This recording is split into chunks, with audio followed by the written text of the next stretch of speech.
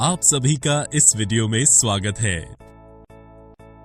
पिछले वीडियो में हमने विलयन, निलंबन तथा कोलाइड के बारे में अध्ययन किया।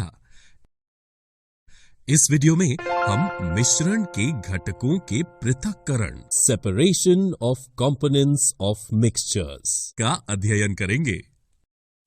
जैसा कि हम जानते हैं, हमारे आसपास के अधिकतम पदार्थ मिश्रण के रूप में पाए जाते हैं। इन मिश्रणों के घटकों को पृथक करने के लिए विभिन्न प्रकार की विधियां प्रयोग में लाई जाती हैं। लेकिन आप सोच रहे होंगे कि घटकों को मिश्रण से पृथक करने की क्या आवश्यकता है? पृथक करने से मिश्रण के प्रत्येक घटक के बारे में जानकारी प्राप्त करना और प्रयोग में लाना सुगम हो जाता है। विषमांगी मिश्रण को साधारण भौतिक प्रक्रियाओं जैसे हाथ से चुनकर, छन्नी से छानकर इत्यादि द्वारा पृथक किया जा सकता है। परंतु क्या सभी मिश्रणों को हम भौतिक प्रक्रियाओं द्वारा पृथक कर सकते हैं? उदाहरणतः, क्या हम स्याही को किसी भौतिक प्रक्रिया द्वारा उसके घटकों में पृथक कर सकते हैं? नहीं। स्याही जैसे मिश्रणों को पृथक करने के लिए विशेष तकनीकों को प्रयोग में लाया जाता है। आइए अब हम इनमें से कुछ तकनीकों का अध्ययन करें।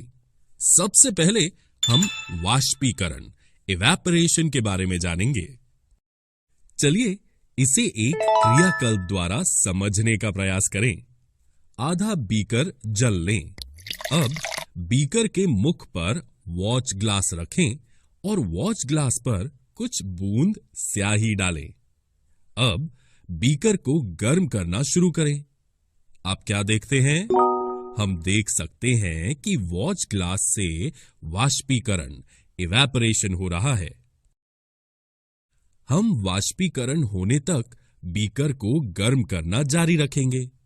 कुछ देर बाद आप देखेंगे कि वॉच ग्लास पर कोई परिवर्तन नहीं हो रहा है।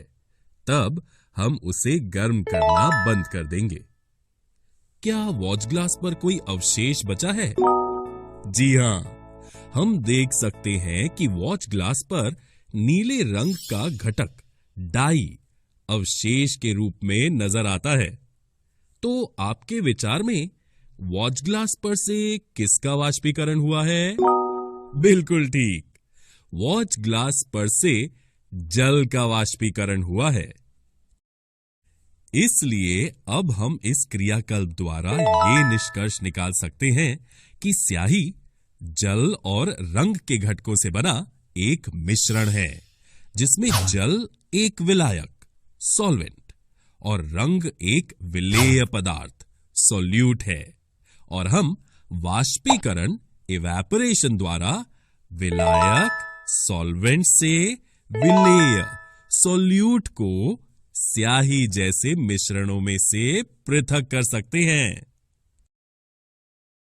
आइए अब हम पृथक्करण की दूसरी तकनीक, अपकेंद्रण, सेंट्रीफ्यूज के बारे में जानें। एक पात्र में थोड़ा संपूर्ण क्रीम युक्त दूध लें। अब इसे एक छन्नी द्वारा छानकर क्रीम को दूध से पृथक करने का प्रयास करें। क्या आप इसमें सफल रहे? नहीं। ऐसा क्यों? दरअसल दूध में मौजूद क्रीम के कण इतने छोटे होते हैं कि ये छानक पात्र से बाहर निकल आते हैं। फिर हम क्रीम युक्त दूध जैसे मिश्रणों को कैसे पृथक कर सकते हैं? आइए अब हम इस क्रीम युक्त दूध को एक परख नली में लें। अब एक अपकेंद्रीय यंत्र, सेंट्रीफ्यूजिंग मशीन से इसे 2 मिनट तक अपकेंद्रित करें। आप क्या देखते हैं? अपकेंद्रीय यंत्र को तेजी से घुमाए जाने पर दूध के भारी कण नीचे बैठ जाते हैं और क्रीम के हल्के कण ऊपर रह जाते हैं।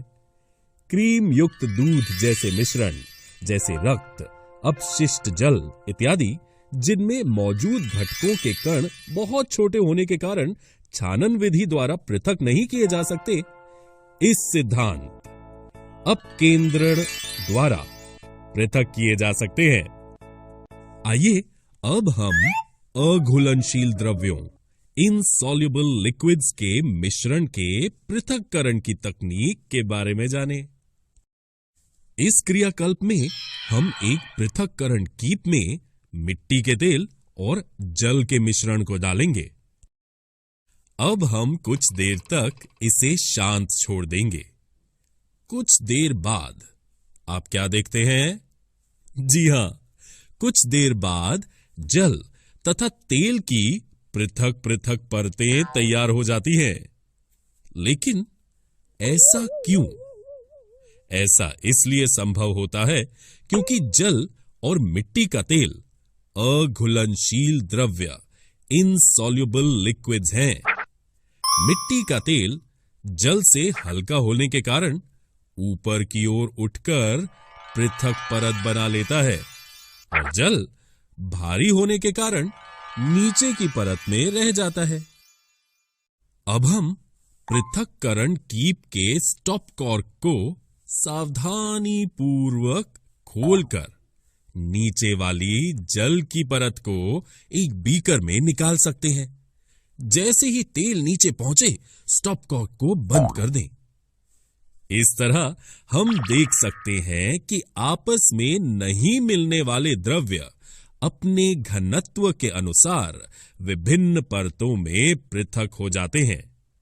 इसलिए पृथक्करण कीप की सहायता से अघुलनशील द्रव्यों के मिश्रण जैसे जल और तेल, पिघला हुआ लोहा और स्लैग यानी कि धातुमल इत्यादि को पृथक किया जा सकता है।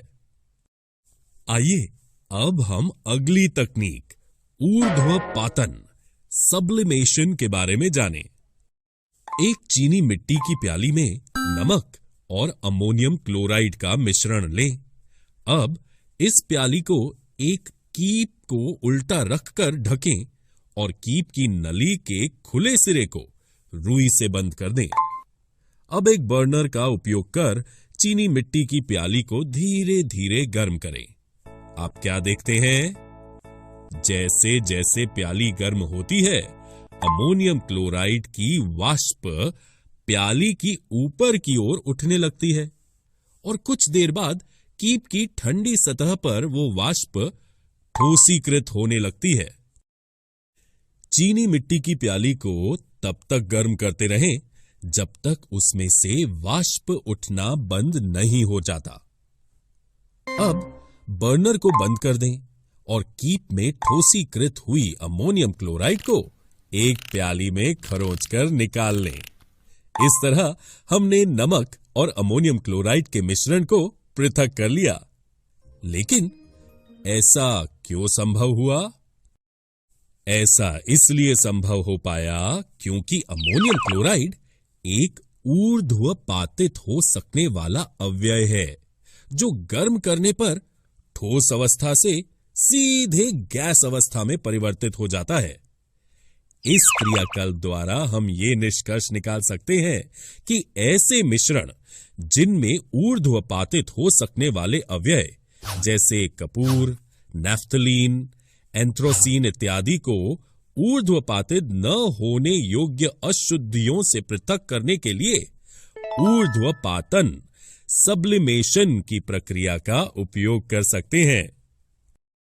अगली पृथक्करण तकनीक है क्रोमेटोग्राफी। आइए इसके बारे में एक क्रियाकल्प द्वारा समझें। छानक पत्र की एक पतली परत लें। इसके निचले किनारे से 3 सेंटीमीटर ऊपर पेंसिल से एक रेखा खींच लें। अब उस रेखा के बीच में एक स्केच पेन की सहायता से जल में घुलनशील स्याही की एक बूंद रखें।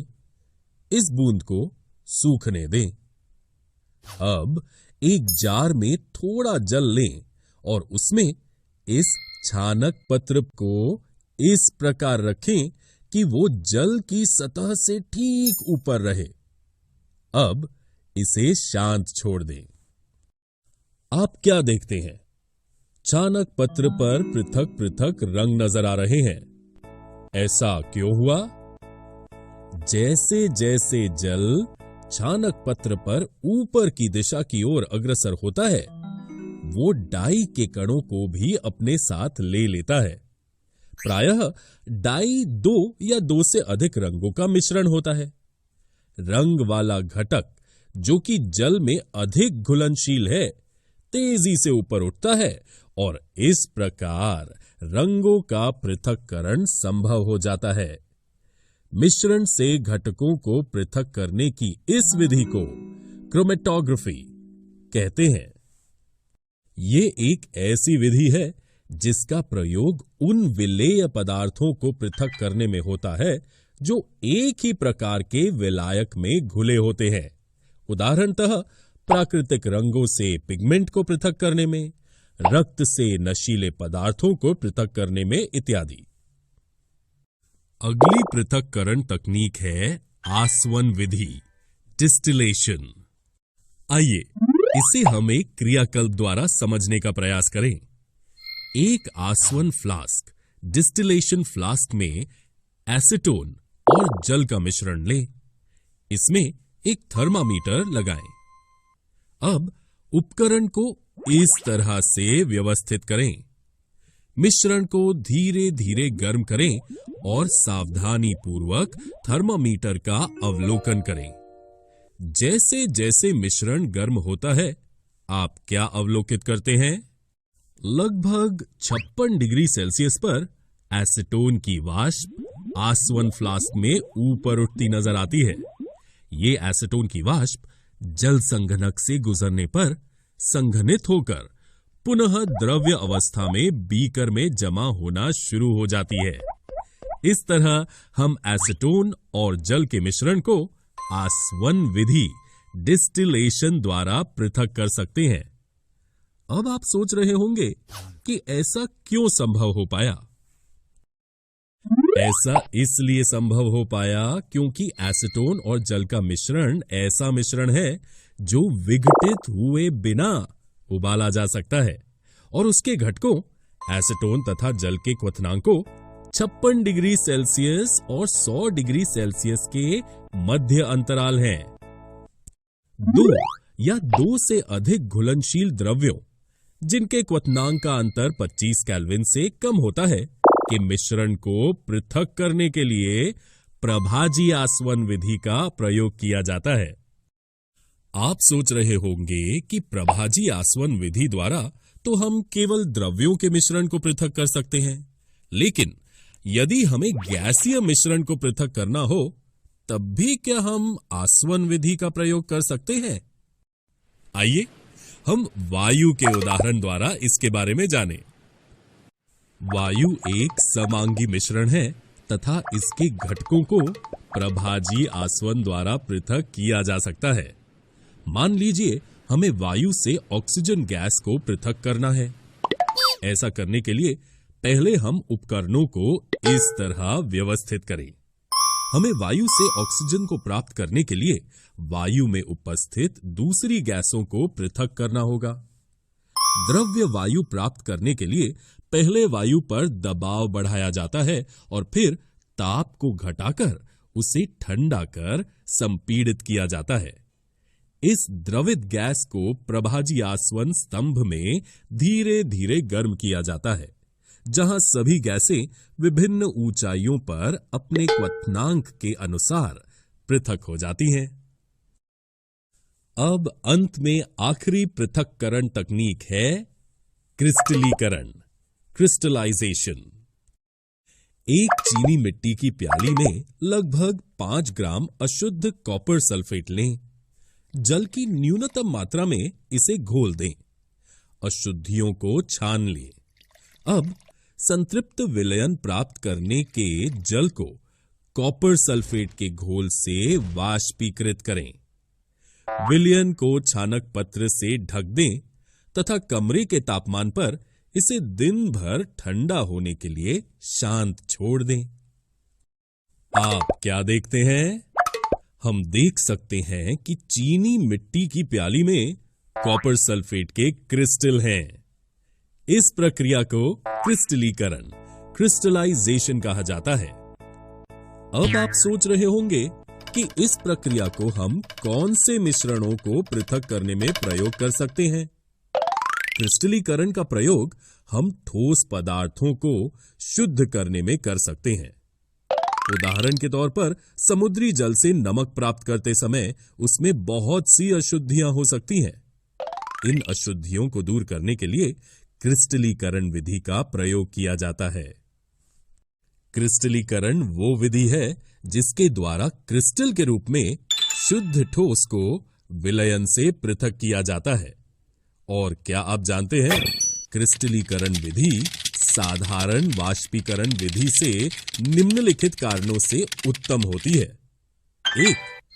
कुछ ठोस विघटित हो जाते हैं या कुछ चीनी के समान गर्म करने पर झुलस जाते हैं। 2. छानने के पश्चात भी अशुद्ध विलेय पदार्थ को विलायक में घोलने पर विलयन में कुछ अशुद्धियां रह सकती हैं। वाष्पीकरण होने पर ये अशुद्धियां ठोस को दूषित कर सकती हैं। इस प्रकार मिश्रण की प्रकृति के अनुसार हमने सीखी गई विधियों में से किसी का प्रयोग कर हम शुद्ध पदार्थ प्राप्त कर सकते हैं। दोस्तों, आज हमने मिश्रण के घटकों के पृथक्करण, separation of components of mixtures का अध्ययन किया। अगले वीडियो में हम मिश्रण के शुद्ध पदार्थों के प्रकार, टाइप्स ऑफ प्योर सब्सटेंसेस का अध्ययन करेंगे।